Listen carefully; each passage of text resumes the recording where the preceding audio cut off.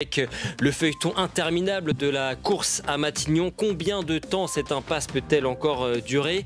Quelles sont les options sur la table? La constitutionnaliste et maître de conférence en droit public Anne-Charlène Bézina nous donnera son éclairage. Un autre feuilleton qui agite cette fois-ci le monde du ballon rond, l'élection du président de la Ligue de football professionnel. Nous serons avec un candidat malheureux et très remonté, Gervais Martel, l'ancien patron du RC Lens. Il nous expliquera ce qui s'est passé. Il n'a pas obtenu les parrainages nécessaires pour pouvoir se présenter. Et puis mon dernier invité, il est instituteur depuis 15 ans. Il publie un plaidoyer contre les écrans à l'école. Et si on levait les yeux, plus qu'une suggestion, c'est un cri d'alarme. On en parle avec lui dans quelques instants.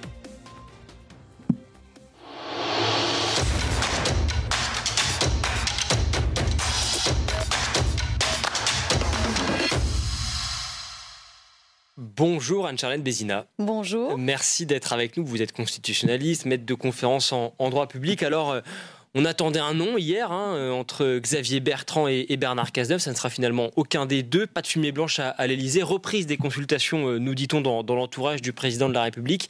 C'est donc le 51e jour du gouvernement démissionnaire de Gabriel Attal. Combien de temps ça peut durer? C'est la question qu'on se pose tous. En tout cas, c'est du jamais vu dans l'histoire de la Ve République. C'est une première historique à tous les niveaux. Déjà par rapport à ce temps que vous avez énoncé de gouvernement démissionnaire, qui est extrêmement long par rapport à ce que la Ve République avait prévu, avait imaginé de ce qu'elle deviendrait. Et puis, c'est une première par rapport à la composition de l'Assemblée nationale. Tellement peu de facultés de consensus qu'une très grande difficulté à se projeter au moment de choisir ce nom qui n'est pas rien, puisque c'est le nom du Premier ministre qui doit composer toute une équipe gouvernementale, qui doit être la cheville avec cette Assemblée nationale chaudron. Donc, on est vraiment dans une période d'incertitude, une période de longueur aussi, qui se justifie par ce caractère inédit. Est-ce que ça veut dire que la Constitution n'avait pas forcément prévu une telle situation ?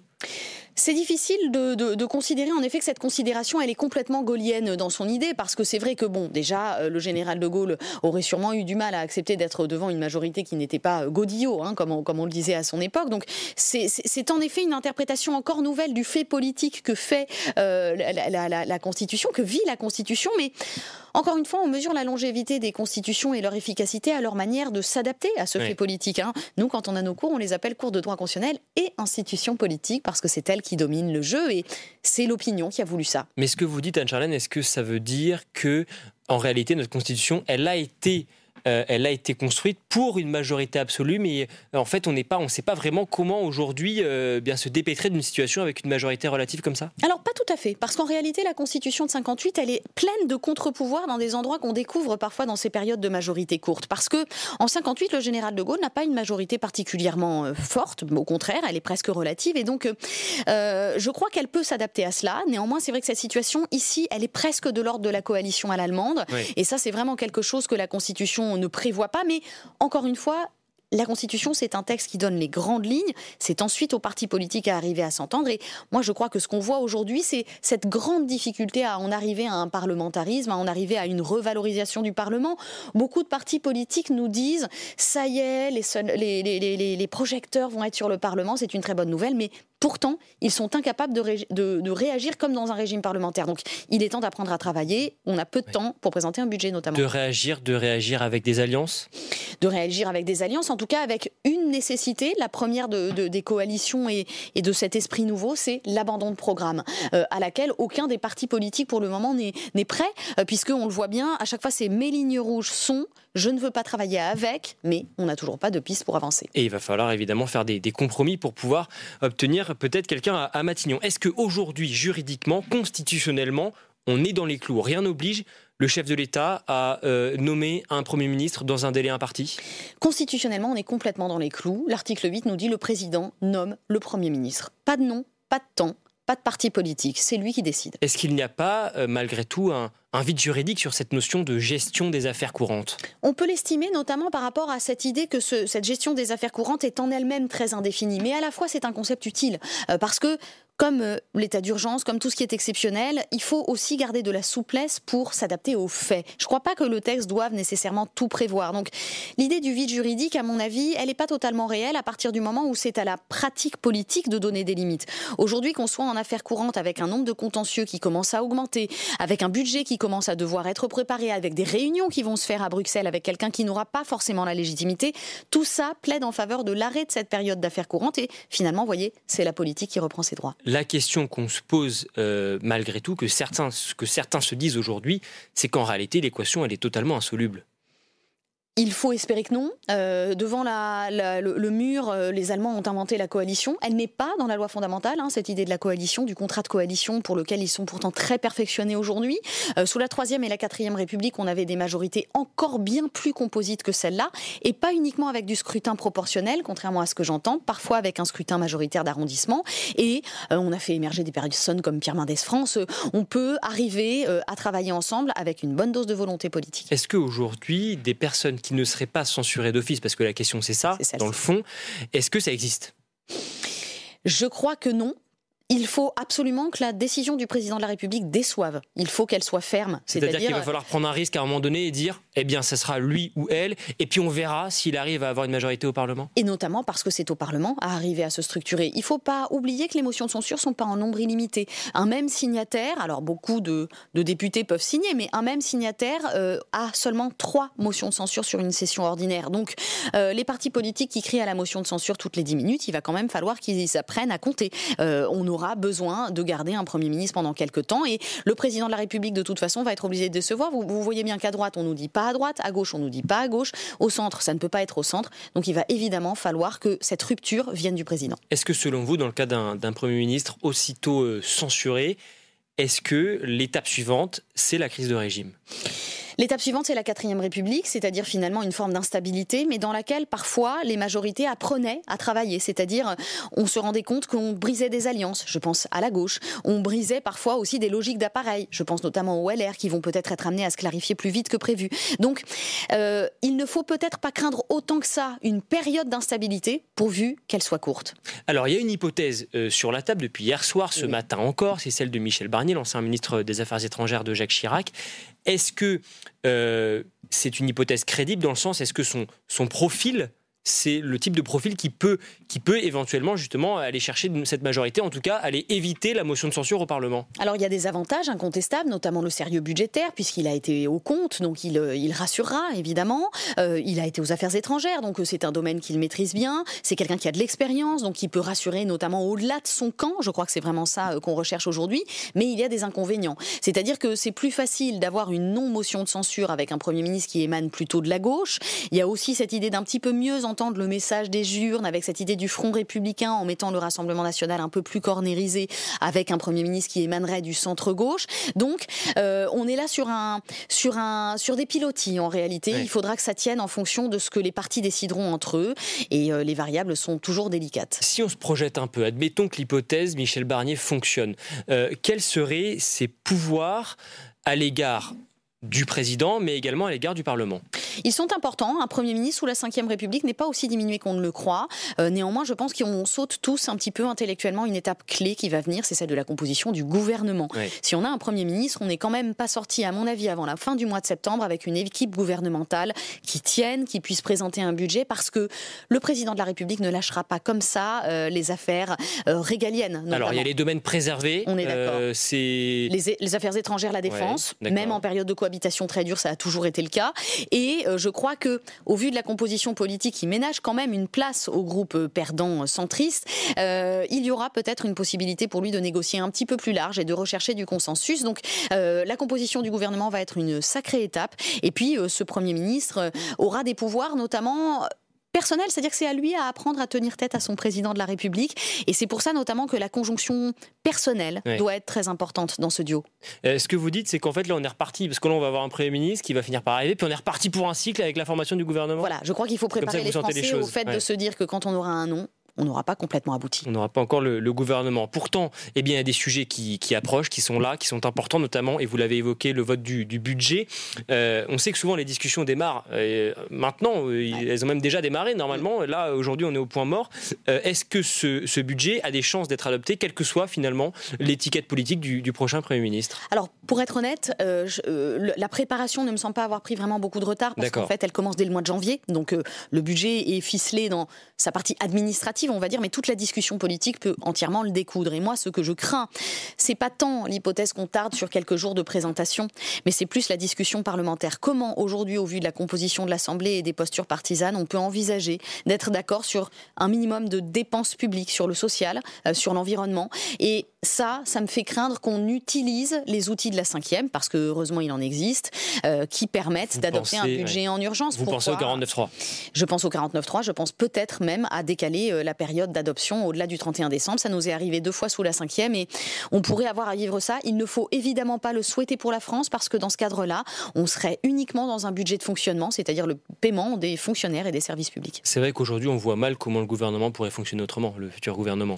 Il faut arriver à penser peut-être que chacun quitte un petit peu cette période que j'appelle celle des égos constitutionnels, où tous les partis vont chercher un petit peu dans la Constitution, parlent de destitution, qu'est-ce qui peut aller au plus à leur avantage, et peut-être essayer de penser un petit peu à l'intérêt commun. Le budget appelle généralement à un peu plus de réalisme, et il faut peut-être se faire peur pour arriver à être un peu plus en concorde. Alors, il y a une autre hypothèse également qu'on n'a pas encore évoquée, c'est celle du gouvernement technique qui existe, qui a déjà existé à l'étranger, notamment en Italie. Est-ce que c'est un système que l'on peut transposer en France, selon vous ? Alors bien sûr, le premier gouvernement du général de Gaulle avait été qualifié de gouvernement techno. Vous voyez qu'on n'est pas très loin du gouvernement technique.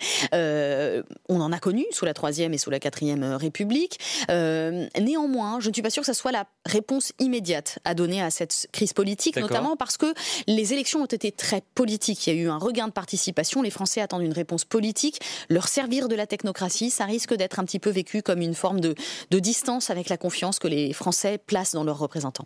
Ce qui ressort également de ces tractations, c'est le rôle du Rassemblement national, qui se retrouve finalement avec ses 126 députés dans une position... Alors, ils n'ont pas remporté les législatives, mais ils sont un peu les faiseurs de roi finalement en ce moment. En tout cas, c'est eux qui ont posé leur veto à la nomination de Xavier Bertrand. Je crois qu'il faut l'avouer aujourd'hui, c'est le premier groupe d'opposition. Et une opposition sous la 5e République, contrairement à ce que l'on entend souvent, c'est quelque chose de puissant. Elle a un pouvoir de nuisance. Elle a un pouvoir de nuisance. Et je ne crois pas qu'on puisse vraiment dire que ce sont les faiseurs de roi, ou qu'on puisse maximiser leur puissance en disant justement que le président de la République contredit la logique du Front républicain. Il est obligé, et dès lors qu'il a commencé à procéder à ces consultations, de connaître un petit peu le pouls de l'Assemblée nationale, et évidemment le Rassemblement national aura un rôle à jouer. Rappelons-le, en tout cas, tout seul, il ne pourra pas grand-chose. Quand vous dites un rôle à jouer, est-ce que ça veut dire qu'ils sont en mesure peut-être même d'aller jusqu'à imposer une figure de Premier ministre ? Non, puisque seuls ils ne peuvent rien. Il faudra arriver à une coalition. C'est le génie de la 5e République, c'est-à-dire que rien n'est plus fait sur l'investiture. Ça n'est pas à l'Assemblée de dire si elle veut de son Premier ministre, mais les oppositions doivent arriver à trouver une cohérence pour le destituer utilement. Bon courage. Bon courage. Comment voyez-vous justement la suite du quinquennat ? Il y a une question, évidemment, là aussi, dont on parle, qui commence à faire son chemin, y compris chez les prétendants à l'Élysée. C'est finalement le départ anticipé d'Emmanuel Macron. Est-ce que c'est possible, ça ? Moi, je crois que ça ne réglera pas la crise qui est la nôtre à l'heure actuelle. Je pense que c'est trop tôt pour en parler, notamment parce que le président de la République sort affaibli de cette séquence, c'est vrai. Si des gouvernements devaient être amenés à démissionner, alors que justement, il avait prétendu que cette dissolution serait la solution, alors que son gouvernement serait sûrement démissionnaire à l'automne, ça va encore affaiblir sa position.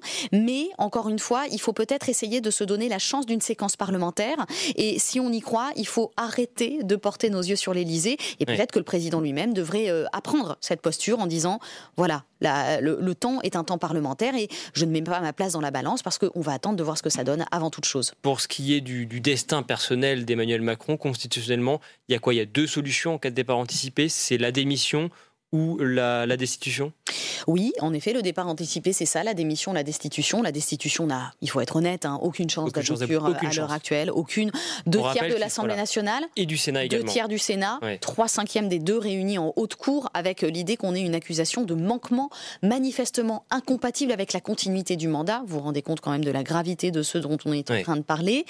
Quant à la démission, c'est un acte profondément personnel. À minuit, le général de Gaulle envoie une dépêche à AFP en disant voilà, je cesse mes fonctions, et ça prend effet tout de suite. Il n'y a rien qui puisse le contraindre à démissionner. Absolument rien, c'est aussi logique, c'est la vie politique qui veut ça, c'est un acte moral, donc rien ne peut le prévoir ni politiquement ni constitutionnellement. Néanmoins, l'affaiblissement des premiers ministres souvent sous la Troisième République étaient considérés comme gangrénant un peu celle des présidents de la République, étant donné que ça voulait dire qu'ils avaient eu un mauvais nez parlementaire en quelque sorte. Si vous avez plusieurs premiers ministres qui démissionnent en peu de mois, ça veut dire que vous n'avez pas senti votre Parlement. Oui. Encore faut-il que celui-ci se laisse aussi décrypter. Je vous demandais tout à l'heure comment vous voyez la suite du quinquennat se dérouler. On a parlé du budget.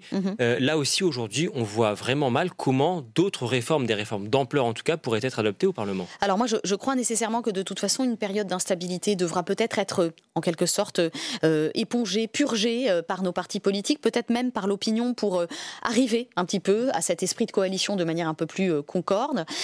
Est-ce que pour autant on arrivera à quelque chose de l'ordre de la réforme ? Je n'en suis pas sûre. Mais les périodes dites d'attentisme politique peuvent aussi faire du bien à la nation parce qu'on peut faire de grandes choses quand on essaye de faire moins. 6 lois, c'était ce qui nous arrivait en 58 et on s'estimait très heureux. Merci beaucoup. Anne-Charlotte Bézina, constitutionnaliste, maître de conférence en droit public. On aura encore besoin, je pense, de votre éclairage dans les semaines à venir, parce que c'est vrai que cette situation, elle amène beaucoup de questions politiques, mais aussi juridiques. Merci beaucoup. Merci à vous. Pour votre présence aujourd'hui. Un autre feuilleton que vous avez peut-être suivi en cette rentrée, en cet été, c'est l'élection du président de la Ligue de football professionnel, un sujet important compte tenu de l'état de santé de certains de nos clubs. On est dans un instant avec un grand passionné, un candidat malheureux, Gervais Martel, l'ancien patron du RC Lens. Je vous propose avant cela d'écouter Vincent Labrune, l'actuel président de la LFP. Il s'est exprimé au mois de juin dernier au Sénat dans le cadre de la mission d'information sur la financiarisation du football français. On l'écoute. Il y a eu un travail très pointu qui a été fait. Il a peut-être été optimisé de façon certaine puisqu'on est vendeur, mais on croit de bonne foi que sur le long terme, le football, qui est le seul sport global au niveau planétaire, si la Ligue 1, le championnat de France, qui est le pays numéro 1 en France en termes de talent, de formation, on a des stades magnifiques, on va essayer d'attirer de nouveaux propriétaires, de nouveaux investisseurs, si la Ligue 1 élève son niveau de performance au niveau européen et donc son niveau de revenus, ces chiffres sont accessibles. Bonjour Gervais Martel. Bonjour. Merci beaucoup d'être avec nous. Vous êtes, on vous connaît bien pour les passionnés du ballon rond, l'ancien président emblématique du Racing Club de Lens de 1988 à 2012 et puis de nouveau de 2013 à 2017. Vous restez très proche évidemment du monde du ballon rond à tel point que vous entendiez il y a quelques jours encore vous portez candidat à la présidence de la Ligue de football professionnel. L'élection est prévue le 10 septembre. Et puis voilà, vous avez été écarté de cette course privée, donc du parrainage de l'Union des acteurs du football. Une décision qui étonne parce que vous aviez reçu la veille l'autre parrainage nécessaire, celui du syndicat des clubs, le Foot Uni. Est-ce qu'avec quelques jours de recul maintenant, vous comprenez ce qui s'est passé, ce qui a pu motiver cette décision de ne pas vous permettre de concourir à la présidence de la Ligue de football professionnel ? Non, mais vous avez peut-être des éléments qui vont m'éclairer. C'est incompréhensible puisque il y a eu 4 parrainages qui ont été donnés par Foot Uni, donc les présidents de club, et derrière le syndicat, les représentants des administratifs du football avaient choisi 2 personnes, dont 3 personnes, dont un qui n'était pas qualifié par Foot Uni, et derrière, suite à une intervention de l'ex-ministre des Sports, on a requalifié, et tant mieux pour lui, Cyril Linette, sans tenir compte de mon engagement. Donc, ce sont des décisions qui sont malheureusement un peu à l'image de notre football aujourd'hui, difficiles à admettre et difficilement compréhensibles pour le grand public. En tout cas, ce qui est sûr, Gervais Martel, c'est que vous n'êtes pas le seul à fustiger le processus d'élection. Vous avez évoqué Cyril Linette qui a finalement obtenu ses parrainages. D'autres, comme Christophe Boucher, l'ancien président de l'OM, qui dénonce une mascarade. Qu'est-ce qui se passe à la LFP? On a l'impression d'une élection un peu opaque. C'est-à-dire qu'on a essayé de protéger des gens à l'intérieur de camps différents. Moi, j'ai toujours dit dès le départ, ils sont partis pour choisir, pour donner 3 parrainages, ce qui est quand même une entorse terrible à une démocratie dans le football. Qu'est-ce que ça pouvait faire qu'il y ait 4-5 candidats pour le poste, mais bon, on est resté sur un système totalement opaque, d'autant plus qu'on a demandé maintenant à Cyril Linette de donner sa démission s'il n'était pas élu, de manière à pouvoir faire entrer quelqu'un d'autre. Mais ce sont des décisions qui sont totalement invraisemblables. Ce que vous mais dénoncez, c'est quoi? C'est un délit de démocratie aujourd'hui dans notre pays que je ne suis pas étonné. C'est un délit de démocratie ce qui se passe en ce moment à la LFP? Ah oui, c'est un délit de démocratie, c'est incontestable. Est-ce que ce mode de scrutin favorise Vincent Labrune? Vous iriez jusque-là, vous direz cela? Écoutez, moi je prends parti pour personne, ça va favoriser certainement le président sortant, comme d'habitude. Heureusement qu'il y a quand même quelqu'un qui va se présenter pour avoir, je dirais, une légère démocratie, c'est Cyril Linette. Mais quand même, c'est quand même très curieux, quoi, ce qui vient de se passer, quoi. Alors moi, ce que je reproche quand même aux uns et aux autres, c'est aujourd'hui, on a un football qui va récupérer à peine moins de 300 millions quand on aura déduit toutes les taxes qui sont inhérentes aux droits télé. On n'est pas en train de rediscuter de diminuer les charges pour l'instant. Enfin, écoutez, on annonce 1 milliard de droits télé, on se retrouve avec la somme que je viens de vous citer. On marche quand même un peu sur la tête en ce moment. On va revenir évidemment sur ce dossier des droits télé, un dossier très important. Question d'abord, parce que vous l'avez évoqué, Cyril Linette qui a été repêché finalement. Comment expliquez-vous? Pourquoi est-ce qu'il a été repêché et pas vous? Je sais pas. Vous n'avez reçu aucune explication?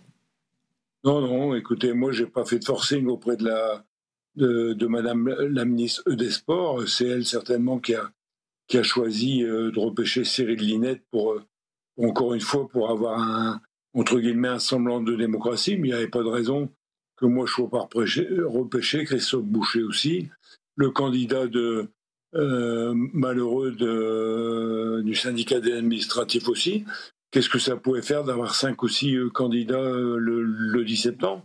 Ah non, on est parti sur 2 candidats. C'est comme si on disait aujourd'hui à l'élection du président de la République, vous êtes 20 candidats au premier tour, mais laissez tomber, il y aura que 2 candidats au premier et au second tour. C'est un truc de fou. Vous en voulez à la ministre des Sports, à la ministre démissionnaire? Indirectement, oui, parce que je ne sais pas sur quelle base ou sur quelle pression elle a accepté. Et maintenant, je suis quand même content qu'il y ait au moins 2 candidats qui vont se battre pour ce poste, parce que ça me semble la moindre des choses. Mais c'est vrai que j'ai toujours pas compris pourquoi un et pas les autres. Vous disiez, dans la foulée de ce refus de vous octroyer les parrainages, vous disiez entendre mener un certain nombre de recours, vous disiez ne pas vouloir vous laisser faire. Où est-ce que tout cela en est? Est-ce que vous avez fini finalement, bon an mal an, par jeter l'éponge? Écoutez, c'est difficile de se battre contre les moulins à vent dès le moment où la ministre est intervenue et a pris la décision d'avoir 3 parrainages, donc 3 candidats pour 3 places, donc Carl Olive qui est désigné par la Fédération française, Vincent Labrune et Cyril Linette. Qu'est-ce que vous voulez faire? Je ne vais pas encore jouer au vilain petit canard, j'ai fait 30 ans dans le football, de manière respectable, en ayant eu de la réussite et des difficultés. Écoutez, moi je me suis fait, je me suis fait bonne raison, je ne suis pas là pour embêter le football, je suis là pour l'aider. Bien au contraire, et je pense que le football a besoin de se rassembler plutôt que de se diviser aujourd'hui. Gervais Martel, pour les fans de foot qui nous regardent et qui ont forcément envie un petit peu de se projeter sur l'issue de ce scrutin entre Cyril Linette et Vincent Labrune, dans le fond, l'élection de Vincent Labrune, elle est inévitable, elle va arriver. Elle est très très vraisemblable. Effectivement, maintenant, moi je suis pas devin, vous savez, c'est un vote à bulletin secret, donc on verra ce qui va se passer. À la dernière élection, vous savez, on était 3 avec Michel Denisot, qui était donné comme favori, et c'est Vincent Labrune qui est passé. Donc il va y avoir certainement encore des tractations avant le 10 septembre pour avoir des décisions définitives. C'est difficile à dire. Alors, je rappelle que vous faites encore partie du conseil d'administration de la LFP, et vous faites partie de ceux qui regrettent son fonctionnement, qui disent qu'il y a des choses qu'il faut changer, qu'il faut évoluer. Que devra faire, selon vous, le prochain président de la LFP, quel qu'il soit? On va trouver d'abord des ressources supplémentaires, puisqu'on a aujourd'hui des ressources qui ont été baissées par rapport aux droits télé, tout le monde le sait. Trouver des ressources supplémentaires, trouver aussi le moyen de diminuer nos dépenses. Le contrat qui a été signé avec CVC, la société commerciale, pour moi, il doit être discuté le plus rapidement possible. Ça, c'est une des pistes. On parle du nombre de salariés à la Ligue. Peut-être qu'il va falloir faire un audit. Je pense que c'est prévu pour voir ce qui est possible par rapport à nos possibilités aujourd'hui. Ça veut dire que la Ligue doit revoir son train de vie à la baisse, très concrètement? Je pense que oui. Je pense que oui. À situation difficile, il faut prendre des décisions qui sont difficiles. Où est-ce qu'il faut réaliser ces coupes? Est-ce que vous pensez à des postes, à des secteurs particuliers? Écoutez, il y a un audit qui va avoir lieu. Donc j'espère que cet audit va déboucher sur quelque chose. Il semblerait qu'il y ait un certain nombre de postes, notamment sur le développement économique et commercial, qui sont relativement importants aujourd'hui à la Ligue et qui ne correspondent plus par rapport au niveau des droits télé qu'on a eu avec DAZN. Après, on peut trouver d'autres ressources, certainement. Je pense notamment, Cyril Linette pense à la Coupe de la Ligue qu'il faut relancer. Moi, je penserais plus peut-être à la Coupe de France, sur lequel il faut peut-être changer le format de la Coupe de France. Pourquoi pas faire... Comme on a diminué le nombre de clubs en France, il faut savoir que les petits et moyens clubs qui ne jouent pas les Coupes d'Europe ne jouent plus que 34 matchs par saison, ce qui est insuffisant. Est-ce qu'il ne faut pas remettre au niveau de la Coupe de France des matchs aller-retour à partir des 8e ou des 16e? Ça permettrait de donner, je dirais, des recettes supplémentaires. Est-ce qu'il ne faut pas que les demi-finales de la Coupe de France qui ont lieu par tirage au sort se jouent tous les deux au Stade de France? Ça assurerait des recettes télé supplémentaires et des recettes tout court supplémentaires. C'est exactement ce que font nos amis anglais, et je pense qu'à ce niveau-là, on a beaucoup de choses intéressantes à leur récupérer. 2 jours de fête à Paris pour les demi-finales, je crois que ça récompenserait aussi 4 grands clubs de France au niveau de la Coupe. On parle également du déménagement du siège de la Ligue de football professionnel pour faire des économies. Est-ce que vous pensez qu'aujourd'hui c'est devenu nécessaire? Le déménagement, il est acté. Donc ça veut dire qu'on a acheté aujourd'hui un siège qui était certainement nécessaire compte tenu du nombre de personnes qui travaillent à la Ligue. Maintenant, je pense qu'il faut vendre l'ancien siège. Alors on va me dire, au niveau immobilier, c'est peut-être un peu compliqué en ce moment, mais aujourd'hui, on n'en est plus à faire des calculs de genre, on en est à faire entrer de l'argent frais, je dirais, dans le football français. Alors, vous avez évoqué ce dossier des droits télé. Donc, pour ceux qui suivent peut-être le foot d'un peu plus loin, droits de diffusion de la Ligue 1, qui se sont finalement vendus 500 millions d'euros au duo beIN DAZN. Vincent Labrune, le président de la LFP, parlait il y a encore quelques mois du milliard d'euros. Il espérait franchir ce milliard d'euros. Finalement, ce sera 500 millions après un été mouvementé, beaucoup de négociations, beaucoup de discussions, beaucoup d'incertitudes. Est-ce que finalement, ce dossier, pour vous, c'est un fiasco? Écoutez, je sais pas, c'est comme si vous tirez un penalty, vous le tirez 3 mètres au-dessus, quoi. Donc on va pas féliciter le tireur. Quand on annonce 1 milliard, je pense que Vincent, qui a d'autres qualités, mais s'est engagé trop vite sur ce chiffre qui semblait énorme à beaucoup de gens. Et effectivement, on se retrouve avec 500 millions.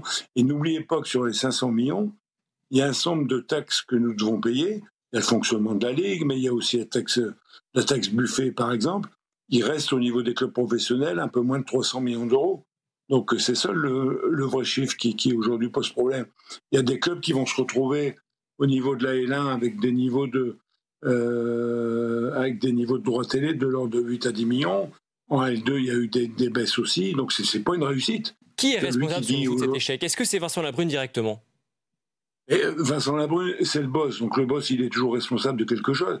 Après, il y a eu certainement un certain nombre de choses qui sont arrivées. Je pense que les services de la Ligue ont essayé de travailler du mieux possible, mais ils se sont engagés sur des voies qui n'étaient pas bonnes.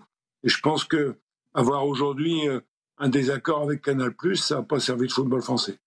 Est-ce que selon vous, finalement, 500 millions, est-ce que c'est pas le juste prix? Est-ce que c'est pas ce que vaut aujourd'hui la Ligue 1, tout simplement? On peut effectivement penser à ça. Maintenant, je pense que des écarts comme on a aujourd'hui avec les autres footballs européens sont pas justifiés. Donc, il va falloir qu'on trouve des solutions pour, encore une fois, trouver des consensus pour que tout le monde se rassemble. Tout le monde a intérêt à se rassembler autour d'une table. Donc aujourd'hui, les querelles qui ont pu exister, il faut mettre ça de côté.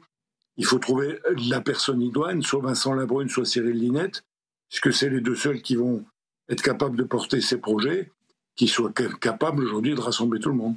On entendait tout à l'heure Vincent Labrune, justement, qui s'est exprimé il y a quelques mois devant le Sénat, et sur la question du financement de la Ligue 1, le financement de nos clubs, et il disait, dans le fond, il faut quand même que nos clubs élèvent leur niveau de performance, se rapprochent des standards européens, et ça aura forcément des répercussions sur la finance de nos clubs.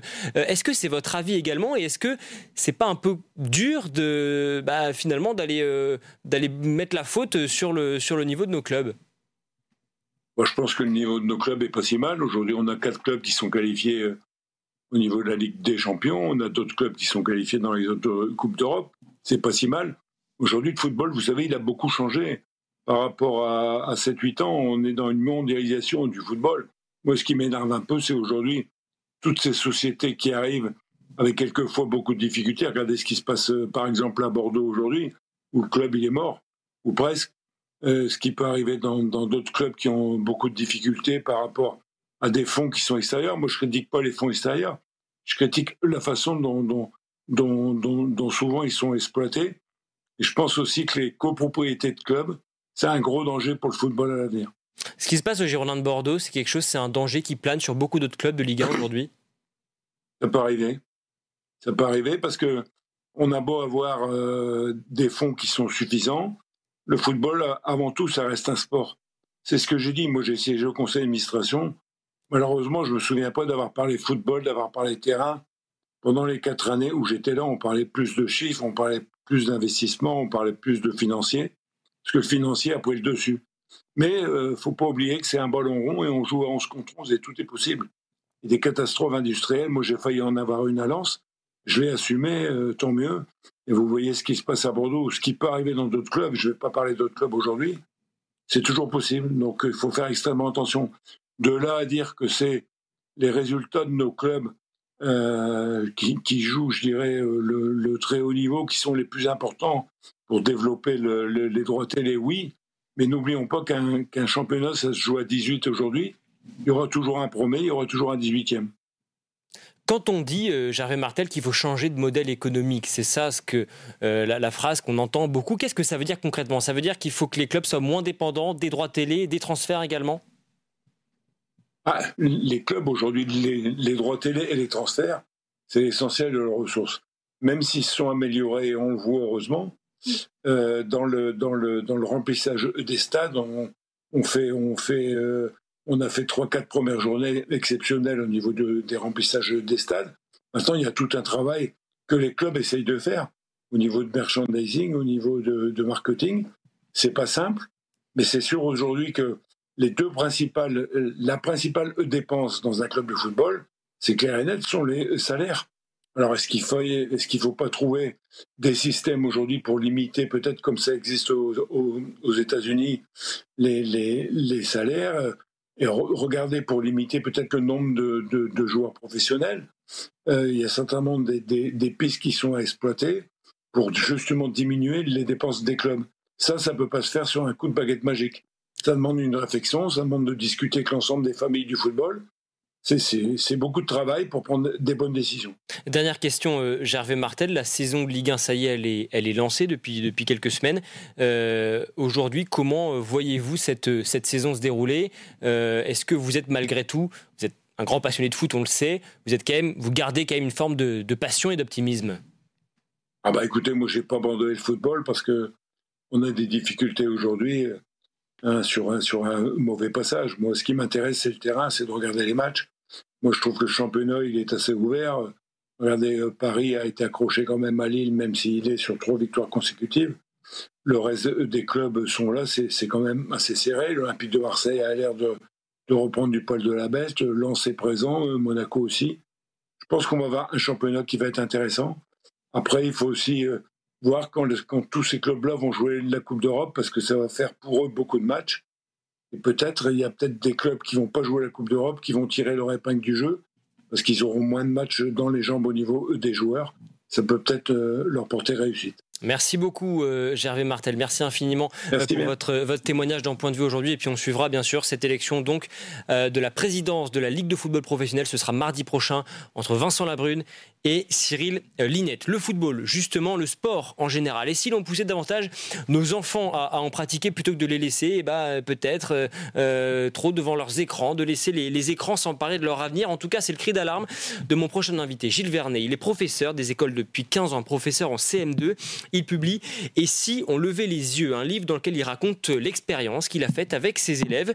Une réflexion approfondie de 10 mois sur l'usage du numérique et puis un séjour en fin d'année complètement coupé des écrans, en pleine nature. Il raconte dans un livre les bienfaits de cette expérimentation, mais également, il le raconte dans un livre, mais également dans un reportage publié l'année dernière sur Public Sénat. Je vous propose de regarder quelques extraits. C'est comme si un fil invisible, il venait, il t'accrochait sur le cerveau, juste pour que tu restes devant ton écran, assis, debout, sur le canapé, sur le lit. Les enfants et même les parents, ils peuvent pas vivre sans des écrans en fait. C'est leur vie les écrans, on dirait. Ils vont se marier avec un téléphone. C'est comme sur les réseaux sociaux. Si tu vas par exemple sur Facebook, imaginons, tu vas vouloir regarder, mais comme la page elle s'arrête jamais, tu vas regarder, et tu vas jamais t'arrêter. Ma fille qui a 13 ans, elle reste éveillée jusqu'à 3h du matin à regarder son téléphone pour se réveiller à 6h du matin pour se préparer pour aller à l'école. En fait, moi, j'élève mes enfants toute seule, donc j'ai perdu tout contrôle. Mes enfants passent énormément de temps sur leur téléphone. Bonjour Gilles Vernet. Bonjour. Soyez le bienvenu dans Point de vue. On vient de voir cet extrait de ce documentaire. Il y a également ce livre que vous sortez, Et si on levait les yeux. Vous êtes professeur en CM2, professeur en réseau d'éducation prioritaire dans le 19e arrondissement de Paris.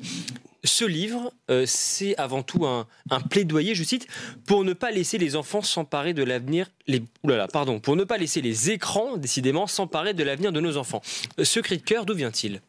Il vient de mon constat d'instituteur depuis 15 ans, aussi de parents. Je suis père de deux enfants, une fille et un garçon, adolescents. Et j'ai pu constater simplement au fil des années, parce que je suis arrivé, en fait, j'étais avant dans la finance, ensuite j'ai changé pour devenir instituteur, et je suis arrivé en 2006. Et en 2006, le smartphone n'existait pas. Donc vous avez vu les choses évoluer. Voilà, j'ai vu l'évolution et en particulier deux moments bascules. 2010-2011, les tablettes généralisées et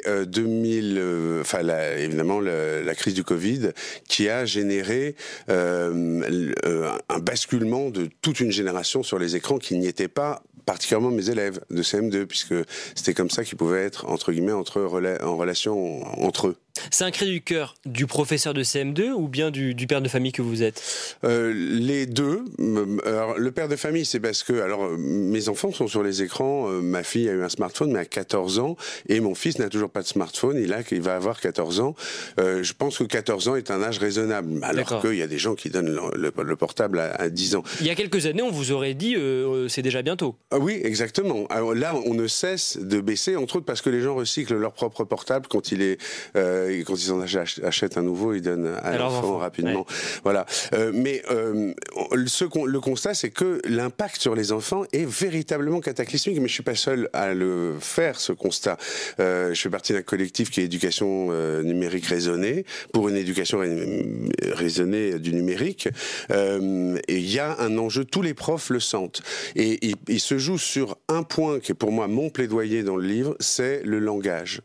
Le langage, c'est la clé de nos échanges dans la société, mais aussi la clé de notre pensée. On pense pas sans mots.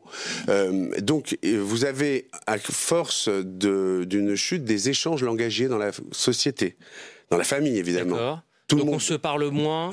On est tous sur le portable, à gérer des communications qui arrivent les uns et les autres, à jouer à des jeux addictifs pour les garçons souvent, à être sur des réseaux pour les garçons et les filles, et cette monopolisation de nos attentions par les écrans fait qu'on échange beaucoup moins. Le temps, il est pas extensible. Et donc on est moins dans le relationnel. Vous parlez de cela, vous parlez également d'autres conséquences, la capacité, le développement intellectuel, la capacité d'attention également des élèves. Ça, vous le constatez tous les jours sur le terrain. Absolument. Et d'ailleurs, ça fait écho à quelque chose qui développe profondément l'attention, c'est la lecture.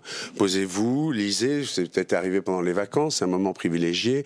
On sort du temps, on peut pas, vous pouvez même pas imaginer. J'ai lu beaucoup de livres pour écrire le mien, et à quel point la lecture est un facteur clé de l'intelligence, de la réussite scolaire, de l'attention justement. Et plus généralement, comme vous dites, l'attention est mise en cause parce que les enfants sont face à des contenus ultra chocs, ultra rapides, 10 secondes, 20 secondes, et ils scrollent, on le fait aussi, peut-être les adultes le font, de vidéo en vidéo, et la mémoire ne garde rien de tout ça. Faites le point après 1 heure de short sur YouTube, comme dit une élève, elle le dit. Elle n'en retient rien. Elle n'en retient rien. Ouais. Vous dites dans le livre, les écrans occupent dorénavant beaucoup trop de place dans nos vies. Il est devenu vital d'éduquer à leur utilisation. Qu'est-ce que ça veut dire concrètement ? Déjà que je ne crois pas fondamentalement toujours dans l'interdiction, même si, ça c'est un préalable très important, j'invite les parents à faire acte d'autorité, les enseignants à faire acte d'autorité aussi, sur le constat qu'ils font, pour dire aux parents, vous êtes responsables, mais regardez l'impact que ça peut avoir. Donc ça, c'est très important que les parents soient là pour mettre des limites. C'est fondamental. Et il faut qu'ils actent de leur responsabilité et qu'ils l'assument, je pense vraiment, et qu'on les aide à assumer cette responsabilité. Ils sont parfois pas forcément bons élèves eux-mêmes, les parents. Ah non, moi-même, je suis pas très bon élève. Je veux dire, je peux me laisser avoir, mais je fais attention quand même en présence de mes enfants d'avoir tous ces moments. Le principe, c'est d'avoir des moments sanctuarisés où l'écran n'est plus là, parce que vous gérez des communications tout le temps pour le travail, pour la famille, etc. Tout ce que vous voulez. Mais si vous vous dites pas, je sais pas moi, de 18h à 21h, il y aura plus de portable, et en famille, on pourra parler, je pourrai faire les devoirs avec eux. Voilà, il y aura plus ces temps-là. Donc, faut les sanctuariser. Donc, faire acte d'autorité, mais plus globalement, plutôt que d'interdire, c'est limiter et éduquer. Éduquer, c'est-à-dire... et là, je vais faire... faut se rendre compte de la réserve incroyable de connaissances qu'il y a sur Internet. C'est fabuleux. Ouais. Ce qui est fou, c'est ce qu'en font les enfants et ce qu'on en fait, à regarder des trucs un peu répétitifs, pas toujours très... qui nous élèvent pas toujours beaucoup, plutôt que de regarder plein de connaissances, même de grands films, de grands documentaires qui sont disponibles sur Internet. Dans le cadre de cette expérience, vous avez fait beaucoup de choses, vous avez beaucoup parlé à vos élèves, vous leur avez également fait ressentir par eux-mêmes l'influence des écrans dans leur vie. Vous leur avez par exemple demandé de se chronométrer, de compter le temps qu'ils passaient par jour sur un écran, sur une tablette, sur un smartphone, sur un ordinateur. Alors, quelle est la moyenne aujourd'hui du temps passé par un de vos élèves, par un enfant, devant un écran par jour ? Alors, c'est difficile à dire parce que c'est variable, je pense, quand même d'année en année, mais il est clair que ça va croissant. Si on en croit les statistiques nationales, c'est 4h45 en dessous de 13 ans, 6h45 entre 13 et 18. Par jour ? Par jour en moyenne. Et aux États-Unis, c'est 9 heures par adolescent. Donc ça, c'est les chiffres que j'ai pu trouver. Il y en a qui changent un peu, mais peu importe. La question, pour mes élèves, je dirais que c'est entre 3 et 4 heures. Mais mon rôle, tout au long de l'année, c'est d'ailleurs leur donner des devoirs, de les occuper autrement, quelque les guider part, vers la lecture. Je leur donne des jeux de société. Ils repartent le soir avec des jeux de société. Le but, c'est, le plus possible, de concurrencer les écrans, parce que c'est aussi, comme le dit Frédéric Lenoir dans le film, et je le reprends dans le livre, c'est aussi un refuge face à un monde qui ne s'occupe pas d'eux. Il faut leur donner envie d'autre chose. Voilà, il faut exactement ce que dit Frédéric Lenoir, il faut leur donner envie d'autre chose. Le sport, on en a parlé, le foot évidemment, mais plein de sports, la marche, la nature. Et peut-être que ça, on peut en parler, mais la nature, c'est clé. Comment expliquez-vous cette attirance pour les écrans, une attirance qu'on a l'impression, c'est d'ailleurs c'est ce que dit le jeune homme dans le documentaire, je sais plus quelle est son expression, mais c'est vraiment... Oui, c'est un réflexe. C'est un réflexe. Alors c'est assez simple, hein, c'est que regardez le succès de Charlie Chaplin au début, c'est absolument fascinant, c'est le personnage qui va devenir le plus connu au monde, tout le monde va voir ses films, on est simplement au cinéma et ça bouge. Pourquoi ? Parce qu'en fait, dès que quelque chose bouge dans votre champ de vision, on est des animaux, c'est soit une proie potentielle, soit un prédateur potentiel, donc notre attention est instinctivement accrochée. À ça, vous ajoutez des cerveaux tout sauf bêtes qui paramètrent en termes de couleurs, en termes d'algorithmes, etc. Tout ça pour vendre le plus accro possible. Donc déjà à la base, vous avez l'attention. Allumer une télé dans une salle où il y a des enfants, tous les enfants vont avoir le réflexe de tourner le regard vers la télé. Ça c'est classique. Mais en plus, les algorithmes, ceux qui font les réseaux, les jeux vidéo, conçoivent une ergonomie de jeu ou de réseau terriblement addictive et qui nous piège, nous aussi, adultes. Alors, il y a ça, et il y a également, dans votre livre, vous incitez sur le rôle de la dopamine. Tout bonnement. Ah ben absolument, oui. Alors ça, la dopamine, c'est le principe. C'est quoi ça exactement, la dopamine? La dopamine, c'est une hormone qu'on sécrète, on l'appelle l'hormone du plaisir, mais en fait, elle est associée à tout ce qui est vital. C'est un bon repas, dopamine.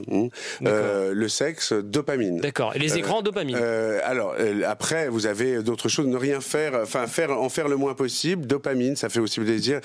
Mais la clé, c'est que les écrans jouent sur la récompense sociale. Ça, c'est la clé. C'est-à-dire qu'en fait, vous allez rechercher une existence, tout le monde étant de plus en plus sur les écrans, on va rechercher une existence, une preuve de notre existence presque, dans la reconnaissance des autres, avec des likes, des flammes sur Snapchat. Chaque réseau a son mode pour récompenser, faire plaisir. Et ça, c'est de la dopamine. Et ensuite, autre technique addictive redoutable, c'est celle des jeux de casino, comme la roulette russe. C'est-à-dire que quand vous scrollez, l'algorithme vous donne une fois sur 3 ou 4 quelque chose qu'il suppose être intéressant pour vous. Mais le reste du temps, c'est pas très intéressant. Et en fait, le cerveau fait « Ah, ça m'intéresse pas, ça m'intéresse pas. Ah, super !» Et en fait, cette alternance, qui est l'alternance de je perds au jeu, ah, je gagne, est addictive. Alors, face à ces addictions, il y a des alternatives. Vous avez par exemple évoqué les jeux de société, le sport. Mais aujourd'hui, quand on parle à des parents, eh bien, ce qu'ils nous disent, c'est qu'en fait, ça concurrence pas les écrans. C'est qu'en fait, les enfants, ils ont envie d'aller sur des écrans. Est-ce qu'ils ont été réceptifs, vos élèves, à vos discours et à ce que vous leur avez proposé en alternative? Mais carrément. Après, il n'y aura pas de miracle. Ils seront sur les réseaux et les écrans aussi. Mais là, j'ai eu une élève qui m'a dit qu'elle était affligée en regardant à la sortie les élèves de collège, parce qu'elle est passée au collège, tous sur leur écran plutôt que de parler entre eux. Ça aussi, ce sont des échanges langagiers en moins. Alors le plaidoyer, il est le suivant, et ça je peux vous le faire parce que je le fais à mes élèves chaque année plusieurs fois. Rien ne nous constitue plus dans la vie, ne va plus nous déterminer, vous, moi, que notre manière de parler, bien plus que la couleur de peau, la richesse, etc. La manière dont on s'exprime dans le rapport social est décisive. Bon, ça a été vu maintes fois.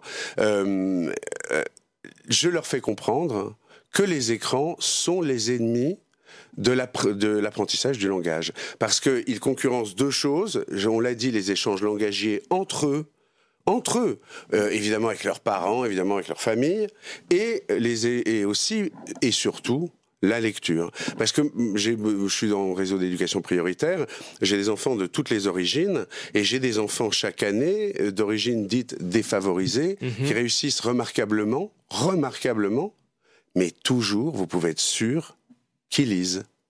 Et que leur famille, non seulement leur enseigne le respect de l'école et du travail, mais les pousse à la lecture, même si eux-mêmes, la famille, ne sait pas bien parler français. Parce que j'insiste aussi beaucoup là-dessus. Et l'école insiste. La lecture est vraiment absolument décisive dans la construction. Et aujourd'hui, elle est même pour les adultes, pour nous aussi, victimes de cet accaparement des écrans. La lecture, la respiration également. Vous avez mis en place des temps de respiration tous les matins. Ah ça, oui, merci. Ça, c'est le plus simple et à mettre en place, c'est le plus efficace. Et ça, les enfants, ils sont réceptifs. Hyper réceptifs. Là, j'ai commencé cette année la rentrée. Je leur ai fait dès la rentrée les 2 minutes de respiration consciente. C'est-à-dire on respire en prenant conscience de l'air qu'on inspire et qui parcourt le corps et puis qui ressort, avec toute une position, un jeu de position. La classe est au diapason, tout pareil. C'est très beau à voir, mais c'est fou comme ça marche tout de suite. Et là, hier, 3e jour, où j'étais en cours, une élève me dit « Mais maître, vous n'avez pas fait la méditation ?» La respiration. D'accord. Parce qu'on ne parle pas de méditation. Ouais. La respiration. Et on l'a faite. Alors pourquoi c'est si utile face aux écrans? C'est que les écrans nous décorporéifient en quelque sorte. On est dans un monde de plus en plus virtuel qui se joue dans notre cerveau avec juste nos doigts. Reprendre conscience de son corps, de ses émotions, du fait qu'on est là avant d'être sur le net, quoi, sur la toile, c'est très favorable à la concentration. Alors, je vous pose cette question également parce que pour les enseignants qui nous regardent et peut-être qui ne vous connaissent pas, ou peut-être certains professeurs, certains directeurs d'établissement, qui se disent « Non, mais il est bien gentil, mais les téléphones portables, en fait, c'est déjà complètement interdit dans les salles de classe. » Est-ce que peut-être vous ne dramatisez pas un petit peu trop l'enjeu des écrans ? Non. Alors là, je pense que vraiment, vous avez vu, il y a une commission qui a eu lieu cette année. Ses conclusions sont relativement claires.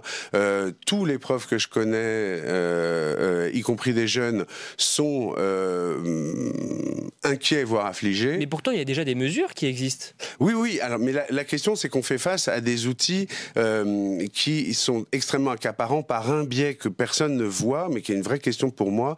C'est la démultiplication exponentielle, c'est-à-dire explosive, des communications. Vous, moi et même nos enfants adolescents gèrent entre eux de plus en plus de communications. Un adolescent qui est sur Insta, Snap et TikTok va gérer tous les messages de ces 3 réseaux, plus son WhatsApp. En fait, il va être sans arrêt interrompu. Et on est pareil par le travail, etc. Donc, c'est pour ça qu'il faut sanctuariser des temps où on laisse l'outil de côté et aussi utiliser ce qui peut nous donner comme limitation automatique. Moi, j'utilise beaucoup ça. C'est-à-dire, j'ai mis Facebook limite 20 minutes par jour. D'accord. Et donc ça se bloque au bout de 20 minutes. Voilà. Et donc au moins c'est clair, je perds pas plus de temps. Il peut y avoir une utilisation intelligente des écrans. Ça, vous le dites aussi dans le Mais ça, c'est fondamental. Quand je dis éduquer, c'est éduquer à la manière dont ils peuvent se faire avoir par les écrans, ou par plutôt ceux qui les pilotent dans le monde du numérique, mais toutes les ressources phénoménales. Et j'essaye de les guider. Franchement, les podcasts de Radio France, Arte TV, toutes les ressources sur YouTube de documentaires, de tutos, qui sont absolument passionnantes. En maths, on a plein de trucs. Le truc, c'est que on va au plus facile, et tout le monde est comme ça. Et donc, c'est vraiment une question de discipline, et pour ça, d'éducation. Dans l'éducation, il y a une part de discipline qu'on transmet. Dernière question, très rapidement, en quelques secondes, sur les mesures prises. Emmanuel Macron lui-même dit vouloir réglementer l'usage des écrans. Est-ce que vous trouvez qu'au niveau politique, la prise de conscience est suffisamment importante ? Peut-être pas suffisamment importante, mais en cours, ça rend optimiste. Surtout, on voit de plus en plus partout les parents qui prennent conscience du fait que là, il y a un hiatus. Et maintenant, c'est effectivement les pouvoirs publics. Pourquoi ? Parce que c'est un enjeu de santé publique. Quand vous voyez dans certains milieux des enfants qui, dès la poussette, ont un écran dans les mains, un portable, ou des enfants bas âge, etc., il y a un enjeu de santé publique. Parce qu'après, c'est les fondements même de notre vivre ensemble. Merci beaucoup. Et si on levait les yeux, on parlait des problèmes relationnels, des problèmes de concentration chez les enfants, mais pas uniquement. Lever les yeux, c'est votre remède. En tout cas, c'est une piste de réflexion qui est retrouvée dans votre livre et qui est publiée chez Vubert Éditions. Merci beaucoup d'avoir été avec nous. Merci à vous de nous avoir suivis. C'est la fin de cette émission. Point de vue revient lundi sur le Figaro TV. Je vous souhaite une excellente après-midi.